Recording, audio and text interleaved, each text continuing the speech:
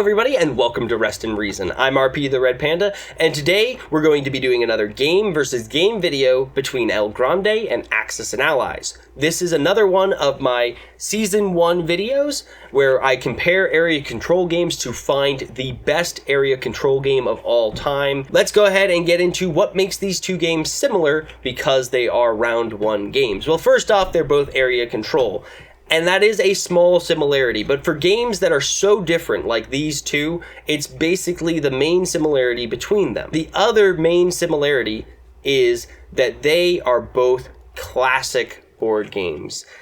Axis and Allies is from the 1980s, and El Grande is from the 1990s, both putting them into the classic and old board game group. And this group is very unique, and I'm going to talk about this later. It's actually going to be a major part of this versus video. But let's go ahead and get straight into the video. Round 1, replayability, 3.95 to 1.7. El Grande wins! El Grande's victory comes primarily from the action cards changing every single round and every single game. The fact that only one of those cards is predictable and always there, and that's the card that needs to be predictable and needs to be there, means this game is going to be different every time you play it. There's almost no chance, statistically, that you will get an exactly identical set of cards in every single turn of El Grande on any playthrough. Which means that every playthrough, especially for experienced players, is gonna bring something new, something exciting. Whereas for Axis and Allies, the only real thing bringing variability from one game to the next is going to be the players. Now, many people will argue that's enough, right? Because with diplomacy, you seem to say, and with a lot of political negotiation games, you seem to point out that having those different players and personalities is going to help the variability and the replayability of the game. And that can be true.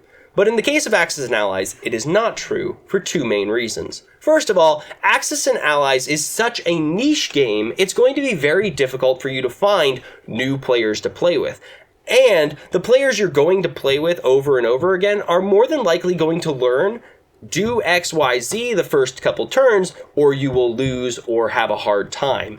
And eventually, it's going to become very mechanical, especially towards the beginning, because people are going to learn what does and doesn't work, because the game is exactly the same every time.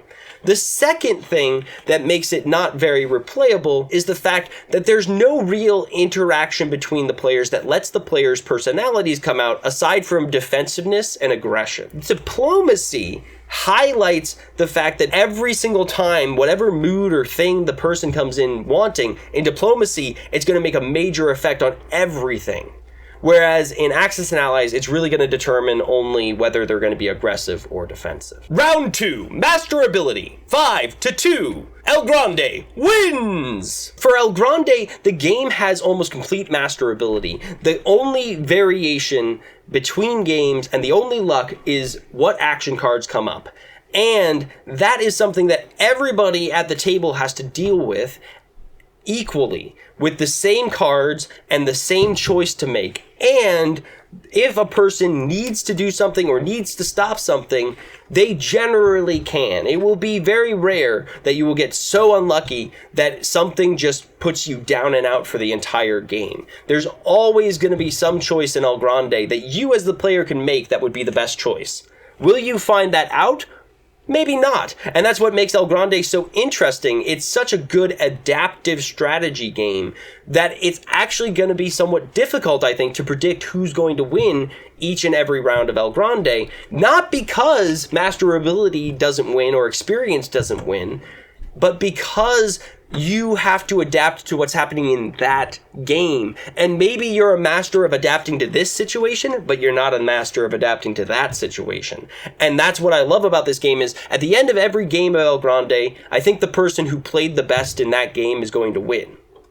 And everybody around the table is going to be able to go, yep, they played the best and they deserve to win.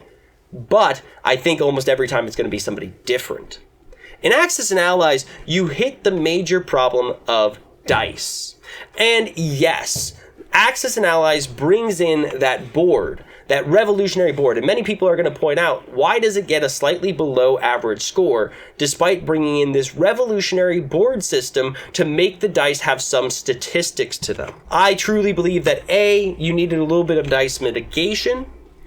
B, you needed to make it so that people could buy those better units and it actually the price reflects how much that unit is actually worth. Round 3, mechanical theme, 1 to 4.5. Axis and Allies wins! These two classics represent the old divide in board gaming. Divided right down the middle, I would say. You used to have two types. You had the American style board game, which I believe, if you look at the history of board gaming, is actually technically the most classic style of board game, in the sense of luck-based board games was the way that things went. But not only were they luck-based, they were also like Axis and Allies. They were aiming to be thematic. They were aiming to make you feel that theme, feel like you were being the thing. And Axis and Allies, I'd say, is one of the best poster childs for this entire genre, for that entire period. It is one of the games that is both most thematic and also very, very mechanically light. They didn't really care about the mechanics. What they cared about was the theme and making you feel that theme. On the other end, you had Euro games, and I feel like Euro games came in as kind of a backlash, as kind of a, well, most games are designed with the focus being on the theme nowadays, but the mechanics just seem so dumb and so silly, and we should focus on the mechanics and making the mechanics better instead of the experience and the theme better. And so they started to divide. I'd say the 90s was when it really started to get this big divide between the Euro games and the American style games. And I really feel like this didn't end until the later 2000s, 2005 to 2010 range, where we started to see a little bit more of a blur, a little bit more of a, oh, us American style games, we should start creating something that's mechanically strong.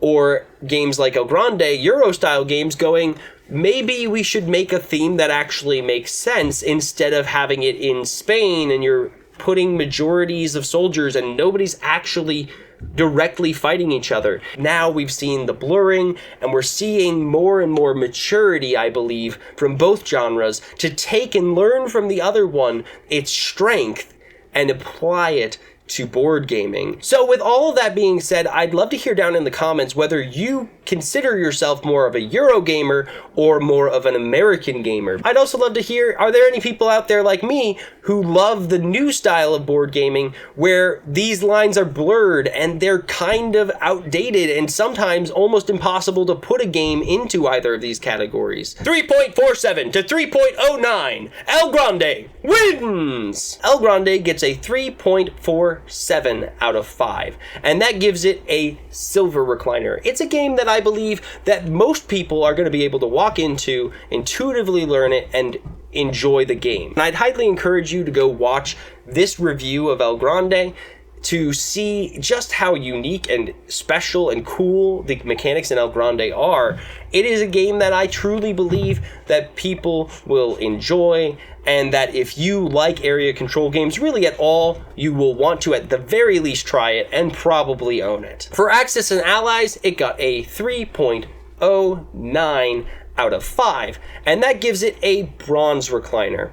Now, many people might be surprised that this is only getting a specific recommendation because it really is a classic in the board gaming community. It really is a strong game, and for a dice chucker, it really tried a little bit to mitigate the luck and tried to make a system that would help people be more strategic with dice rolls.